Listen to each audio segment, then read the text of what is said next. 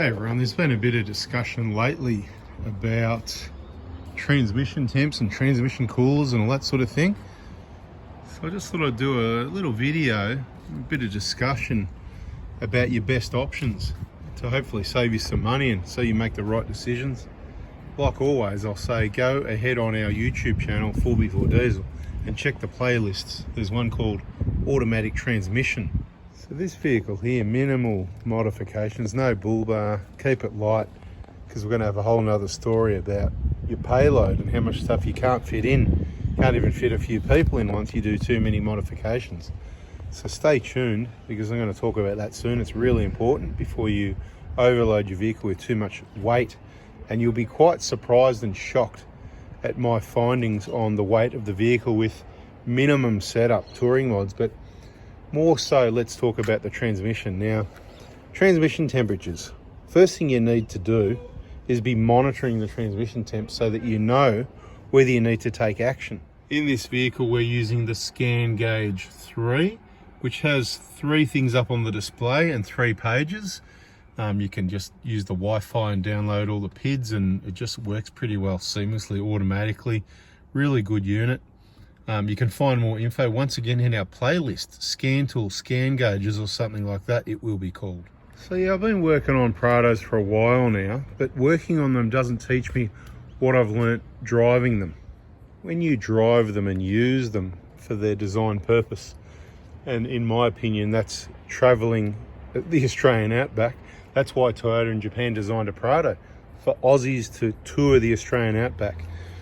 Look, you know, my opinion of course, but when you use it like that, you get to see the actual transmission temperatures, and there's a couple of different. So we've driven the 120 Prado diesel for well over 200,000 Ks doing that.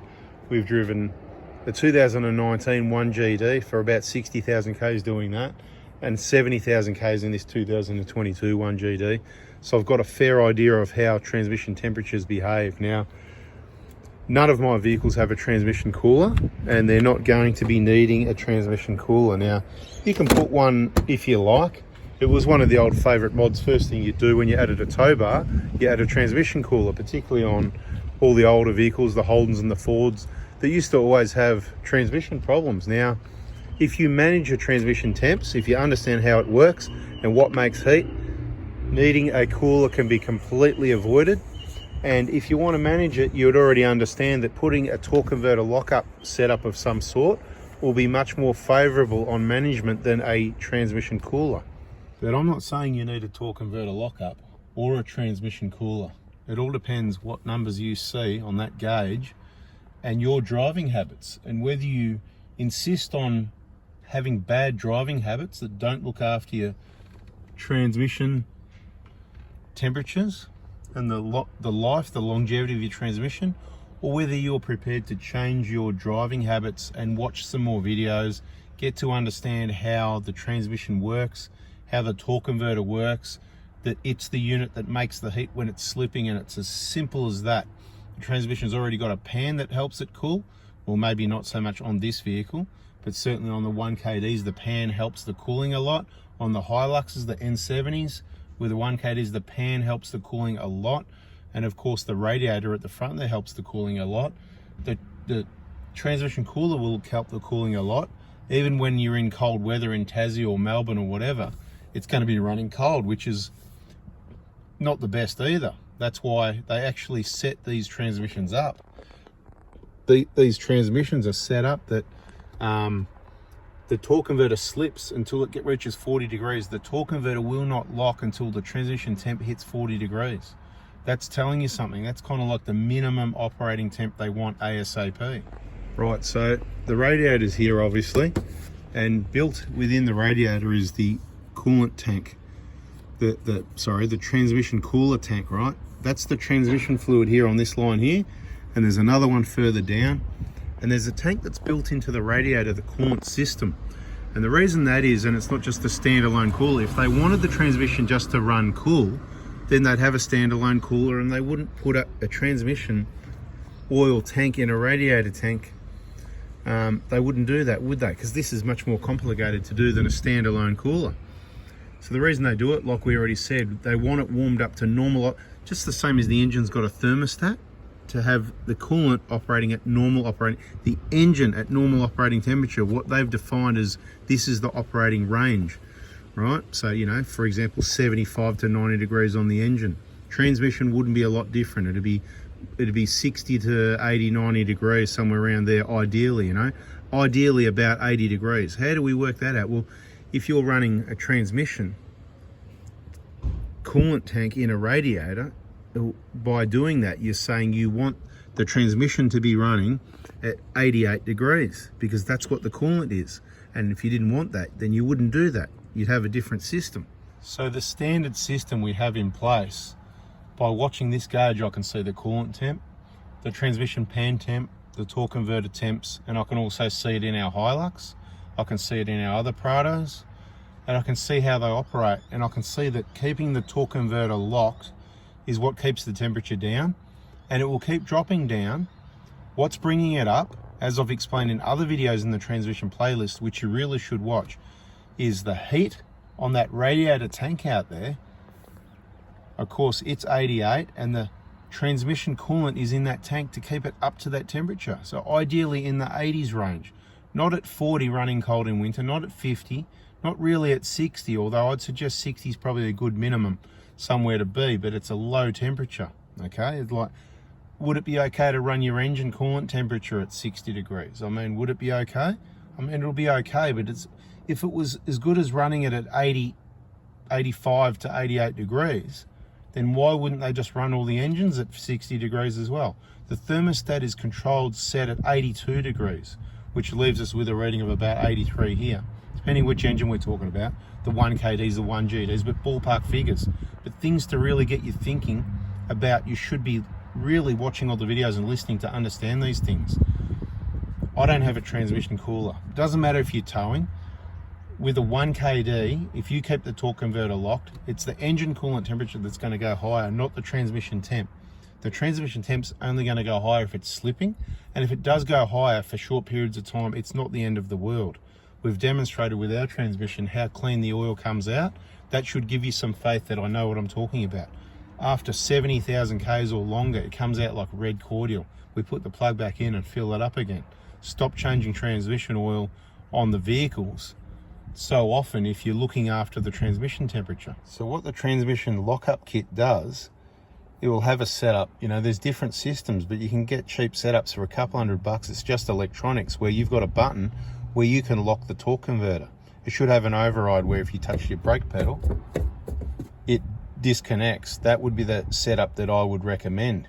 Now, if you can lock your torque converter in off-road situations, low range, when towing, this sort of thing, you're going to stabilize, 100% stabilize your transmission temperatures. It varies a little bit on this particular vehicle. We'll talk about that in a moment. But a torque converter lockup, if you've got to go into the transmission and mess around with valve bodies, I recommend against, because you're going to be spending money, wasting money, and you're opening up your transmission, which I recommend you don't do. My 5-speed transmission on the 120, the pan's never been off, it's never been open in over 457,000 kilometers. Trust me, don't open the pan, you don't need to. If you can get electronics, if you insist, that's the way to go, but I'm saying that you don't need it. If I don't have it, I don't need it, you don't need a transcooler. If you're gonna get a transcooler, go to kaon.com.au, get the proper brackets, the proper quality cooler, and make sure it's installed correctly, because it is aftermarket stuff. That's the best quality, but it needs to be installed correctly. Otherwise, you're going to make the vehicle less reliable. It's not what you want. So I think we've established it's probably worth investing $200 or $300 or so into a scan gauge 2 or a scan gauge 3. AZ Scanners is one of the leading suppliers in Australia, but you can buy it from whoever you want. Doesn't bother me. But something that gives you the transmission temperature so you can monitor the temp and understand and see that torque converter lock and see the temperature drop. See the torque converter unlock and see how fast it goes up. Or you can just watch our videos and see what it does, and trust me when I tell you that's what makes the transmission temperature go up and down. And once you can see it, it might give you some faith. But I would put my money in monitoring not only the transmission temp, but the coolant temp, battery voltage, and other readings you can get out of these things, and being able to scan and clear DTCs, diagnostic trouble codes. I've said in many videos, Everybody should have something like this on board if you travel in your vehicle, to clear codes and scan when your engine light comes up. When that engine light comes up, I can't help you at all, and neither can the videos until you've got a number, which you need a device like this. You can get whatever device you like. So to conclude this video, A, get on the transmission playlist number 1. 2, if you need to, buy yourself a scan gauge or something like that. 3 is probably torque converter lock up by electronics only, and it has to have an override switch on your brake pedal. Don't open the pan. Last is the transmission cooler. If you insist that you're just doing all this towing, you might actually need one now. And of course it goes down here on a nice quality bracket, just like this one, next to the next to that DC there that you don't need either. Watch the videos on both YouTube channels, 4x4 Adventures and 4x4 Diesel. Now the last thing I want to say is, on these 1GDs, even with the torque converter lock, so on the 1KD, on our Hilux, on our 120, on our 150, we've got all 3. Once you get your torque converter locked at highway speed, let's say 110, and the torque converter is locked, the transmission temp, that's the thing behind the engine, will stabilize at about 75 degrees. You might see high 60s, you might see mid 70s, you might see 80, but I find in the 70 range, from the low 70s to the high 70s. In hot temperatures, it might get into the 80s. If you're doing some low range in the high country, you'll get into the 80s, you might get into the 90s, you might even momentarily go over 100 on some big hills, on some sand dunes in other places. That's nothing to worry about. It's only a few minutes, just let it cool down, happy days. Monitor, change your transmission oil every now and then. You'll get to see by the color how bad it is and how much it needs to be changed. I'd put my money into that before a cooler, which adds weight to the vehicle, something to think about. But see this one? The 1GDs, they're totally different. They've got the DPF there. And my findings are, because of the heat from the DPF and that exhaust pipe going down there, that's right next to the transmission there, right? Because what I've seen on their scan gauge and what I've learned about these 1GDs, they don't sit on 75 or 69 or anything like that. They take their sweet time warming up if you keep the torque converter lock, especially in the 2020 onwards Prado. It's got awesome transmission software, keeping the transmission torque converter locked. That's great. So it takes time to warm up, but I've basically worked out from the heat of the engine being connected to the transmission and the heat of the exhaust from the DPF and everything, right next to that automatic transmission, the transmission sits at around about coolant temperature, which isn't a problem. I'm not saying it's a problem, right?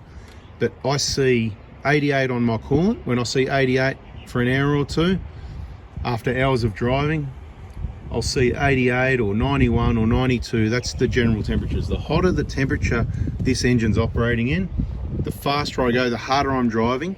The transmission temperature will still go upwards with a 1GD engine. I'm talking maybe mid 90s, even up to 100, which is still okay, but it's a lot warmer than a 1KD that would be sitting down at the low 80s as a comparison from all my driving. Like I said, many kilometers comparing these engines and transmissions. So if you've got that issue, and then say, let's hook on, let's say you're doing towing, and I'm saying this is a good engine for towing. I don't like it for stop start. I don't like the lack of boost. Separate videos on this info, but once you're up at highway speed, it's actually got really good torque. I'm not saying to go buy a 3-ton caravan, but if you've got a ton and a half, maybe 2 ton, and not extensive towing, it actually does it really well, the highway driving. But you're making the engine work harder, therefore it's going to create more heat in the engine, out the exhaust. It's connected to the transmission, the heat transfer to the transmission, the heat from the exhaust, whatever the case may be, it's going to run hotter. So you need to monitor it with that scan gauge. Here we are back to that scan gauge again. Monitor it with the scan gauge, and you work out whether you need any other sort of assistance, lock-up kits, coolers, or maybe more regular oil changes. But just jumping in there and putting a cooler on, a trans cooler, it's going to cost you quite a few $100s. You can do it yourself, or you're going to have to pay someone quite a few $100s. And you just might not need it. It's going to add weight to the vehicle, and it'll cost money. So just trying to save you some money, and I'd rather you spent the money on this because it's multi-purpose. You can monitor lots of things, scan and clear DTCs. It's a no-brainer. So bada bing, bada boom. Catch you on the next video. Bada bing, bada boom. See ya.